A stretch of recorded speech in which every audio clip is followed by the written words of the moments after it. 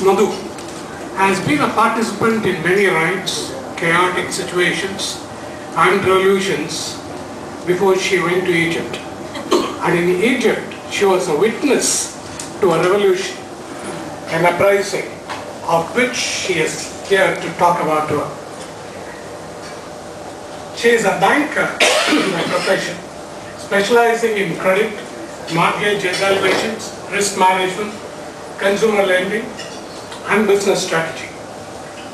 She has worked in Emirates NBD Bank in Dubai, Infosys in Bangalore, and the Standard Chartered Bank in India.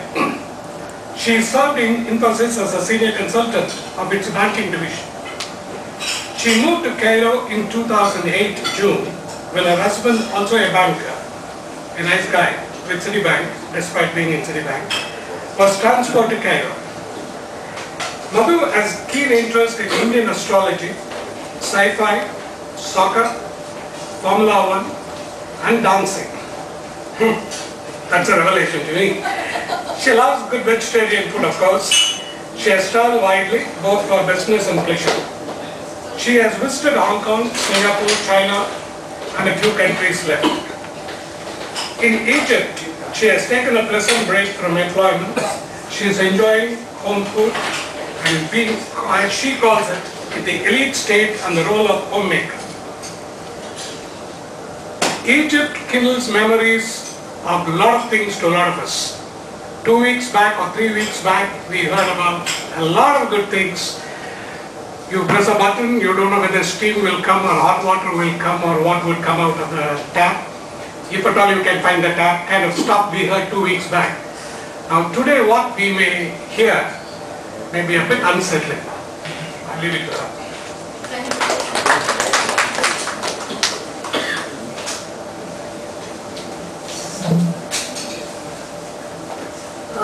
Good evening, everybody. It's actually an honor to be speaking here. I'm looking at the group here with such diverse experience. I think it's really an honor to share my experience in Egypt. Not often do we have talks or speeches where we talk about personal experiences. Often a subject matter, area of expertise. So this is going to be a first of its kind for me, and I hope I'm able to convey the emotions, and I wouldn't call trauma, the experience we went through during the Egypt revolution. That's my agenda primarily today, and to achieve that, I'm going to walk you through sort of a structured talk so that you can see the things, the events through my eyes. Okay, so, and another request is I think I should be looking for a 20-minute time. And so end of 20 minutes, just give me a timeout signal and I'll try to wrap up 3 minutes after that. Okay? So, now, when you talk about Egypt, we have different impressions. So, before I ever set my foot in Cairo, in Egypt, I had this feeling about that city being such an ancient city, and I'm going to be proud one day stepping in there as a tourist. Not for a moment did I dream that I'm going to be a resident in Cairo. Not for a moment. Okay. So given that, we were living in Dubai in 2008, 2007.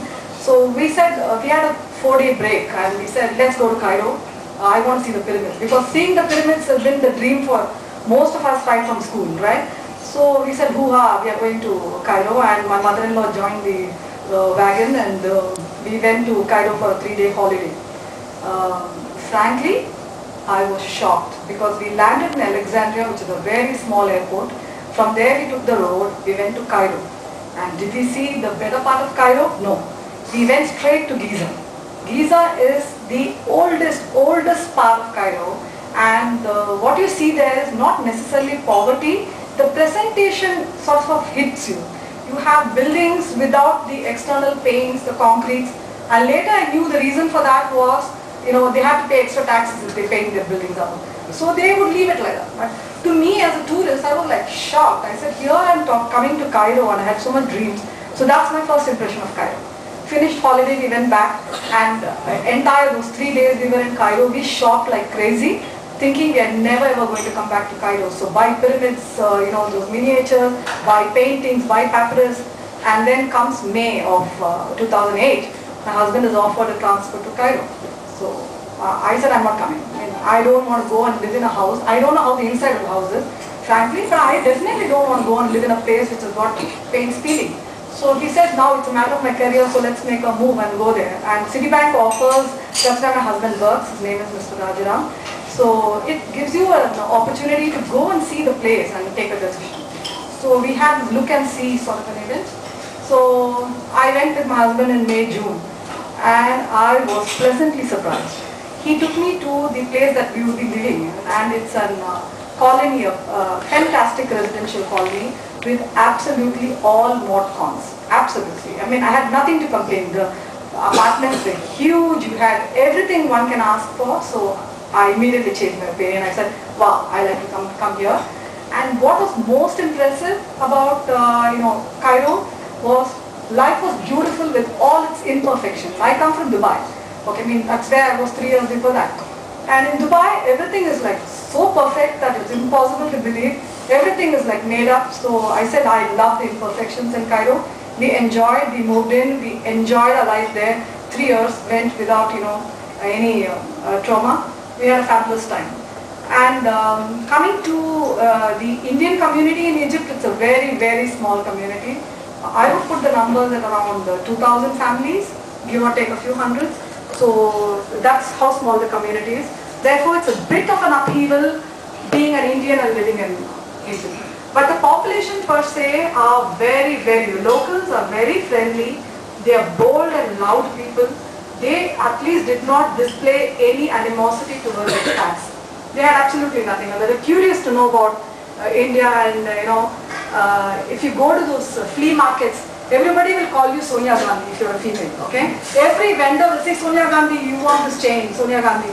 And then if the guy, they'll say, Shah Rukh Khan, Shah Rukh Khan. So they are enamored with our film world, and they have so many shows, or Indian shows. So they don't have any animosity to the expats. Very warm, friendly. They respect, see, they don't know a thing about vegetarianism at all. So when I used to go and have dinners at the locals houses, they would make it a point to cook whatever vegetarian they can understand. They would cook it. And why I'm talking about all this is things change later when I'm going to walk you through the revolution. So they're absolutely friendly. They go all out and happy. And as a crowd, as a local psyche, what I understood them to be was they like to be more like the Europeans. They don't like to be like the rest of Africans. They want to be more like Europeans. So they were gearing themselves for everything to be like Europeans. That's a culture. And in terms of economic levels, you could see poverty everywhere. Surprisingly, statistics can be used for anything, but statistics say that Egypt is one of the top 10 countries in terms of per capita income, and that was news to me.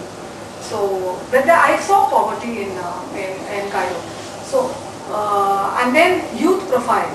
What caused the revolution? If you see, I'm not going to be talking about the topics that CNN and BBCs of the world covered. I just want to put some things in perspective so you understand the revolution better. So, in terms of the population, the profile is absolutely youth profile, very, very young profile. It's something like 22 to 27 sort of a profile. And females are a larger proportion of the population. Females work there, and there are families where the females support the families. Okay, so they are completely different Arab country, and I'm sure all of you are so experienced, you would know they call themselves the Arab Republic of Egypt. They don't call themselves the Republic of Egypt.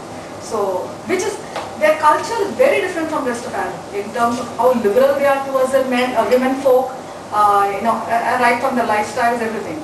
And one more bit of information that could alter our view of Egypt is they have a 15% or something around that population of Christians. So they have a tolerance to Christians also. So none of these things caused the revolution, at least as per what my local friends tell me. Okay, so let me just walk you through what happened during the revolution. First thing is, we were residents, we're having a fantastic life there. Absolutely no inkling, no idea a revolution was simmering at all. We've heard in the past 3 years there was some, not a mob, some protest here and there, and we said, okay, that's same everywhere, so what's the big deal about it? So actually on January 25th, which later we came to know was the first day of the revolution. We did not know on January 25th that was the first day of the revolution. It was called the Police Day. Now typically that's a police day all years, but this year there were already rumors that people are going to protest. So organizations, although they did not declare official holiday, they suspected there could be some problems and they declared, some sort of convenience holidays, like people want to come can come, women need not attend, organizations started declaring. So 25th became day one of the revolution. And on 25th there was some protest with the police. So again, as residents, we were thinking, okay, it is a protest against the police, and police were pretty, I wouldn't say tough. Yeah, they are very tough, and we hear that there are a lot of corruption in the police department. So we said, okay, it's understandable. So 25th, we had no clue. Now the icing of the whole story is that since we did not have any idea a revolution is going to happen, I flew my mother-in-law into Cairo on 26th. Okay, I had no idea, absolutely no idea. Okay, so mom comes in and fantastic life one day. 26th was Wednesday, so fantastic. We went to Thursday was fantastic. 27th was great. Thursday night we were just surfing the internet and the internet suddenly comped off. Now, internet went off, and which is pretty common in Egypt, by the way. They do have technology, but it's not too stable. So we said okay. Then we called the call center, and the call center guy again. Why I'm telling you all these facts is even the people did not know that their protest of the Friday, the next day, 28th, is going to explode into a revolution. People did not know. The agents we spoke to were very cool. We will send someone tomorrow, sir, to correct it and all that. Okay, fantastic. Closer to midnight, our mobiles went off. This is on Thursday. These are things that probably people outside of Egypt would never know about. Okay, so on Thursday, the mobile went off, Thursday night, and that's when my husband said there's something strange. If a country can cut off internet, if a country can cut off mobile, that means they suspect huge problem on Friday. So we waited, fingers crossed, we couldn't communicate with anybody. So come Friday, the only communication for us with the outside world, or not communication, at least knowing what's happening outside, was the TV. We couldn't communicate with anybody, not even with our friends in the neighboring compounds. So we couldn't communicate with anybody. So Friday went off in a complete haze, with no mobile, no internet, and we were watching with horror the people collecting in Tahrir Square. And I was not in Tahrir Square at all. We were living in a locality which is for expats. It's called New Cairo. It's not for expats, it's a developing area where most expats live. So we were in New Cairo. Tahrir Square is part of the downtown. It's a very quaint, beautiful area, which would now, and Tahrir means liberty, freedom. So they had gathered in that Freedom Square for fighting for their freedom. So Friday, absolutely no communication with the world.